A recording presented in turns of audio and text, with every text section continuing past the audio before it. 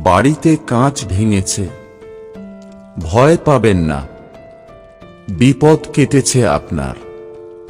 কাঁচ ভাঙাকে অশুভ ইঙ্গিত বলে মনে করেন অনেকে, কিন্তু বাস্তুশাস্ত্র এই মত সমর্থন করে না। বাস্তু অনুসারে বাড়িতে কাঁচ ভাঙা অত্যন্ত শুভ বলে মনে করা হয়। অশুভ শক্তিকে শুষে নিয়ে কাঁচ ভেঙে যায় বলে মনে করা হয়। ছোটবেলা থেকেই আমরা দেখে আসছি যে নির্দিষ্ট কিছু ঘটনাকে অশুভ হিসেবে বর্ণনা করে আসছেন বাড়ির বড় সদস্যরা। যেমন কোনো ভালো কাজে বেরোচ্ছেন, তখন বেড়াল রাস্তা কেটে গেল। অনেকে মনে করেন যে সেই রাস্তা পার করলে কাজ ভেস্তে যেতে পারে। আবার ডান চোখ পিটপিট করাকে অশুভ ইঙ্গিত মনে করেন।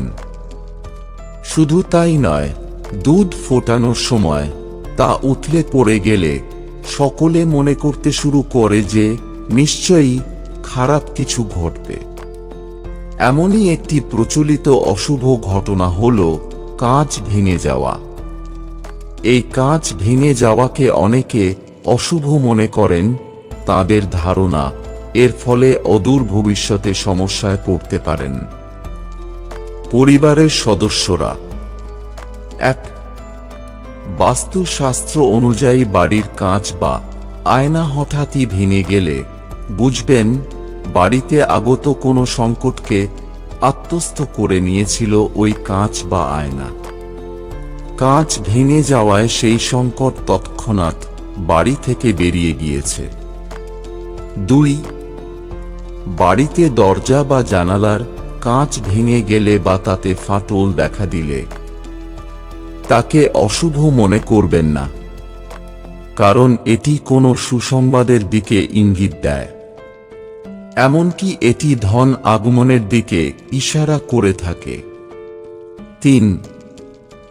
বাস্তু অনুযায়ী বাড়িতে কাঁচ ভেঙে গেলে স্বস্তির নিঃশ্বাস ফেলতে পারেন, কারণ এটি পুরনো বিবাদ সমাপ্ত হওয়ার কথা বলে। পাশাপাশি কোনো ব্যক্তি অসুস্থ থাকলে তাদের স্বাস্থ্যোন্নতি ঘটে। ৪. বাড়িতে কোনো কাঁচ বা আয়না ভেঙে গেলে অযথা চেঁচামেচি করবেন না। তার পরিবর্তে চুপচাপ সেই কাঁচের টুকরো পরিষ্কার করে বাড়ির বাইরে করে দিন। ৫. অনেকে শখ করে গোল বা ডিম্বাকৃতি আয়না লাগান, তবে বাস্তু অনুযায়ী এই আয়না বাড়ির ইতিবাচক শক্তিকে শুষে নেয়। তাই যতদূর সম্ভব চতুর্ভুজাকৃতি আয়না লাগানো উচিত। বন্ধুরা, ভিডিওটি ভালো লাগলে লাইক করুন এবং আমাদের চ্যানেলটি সাবস্ক্রাইব করুন। ধন্যবাদ। আপনার দিনটি শুভ হোক।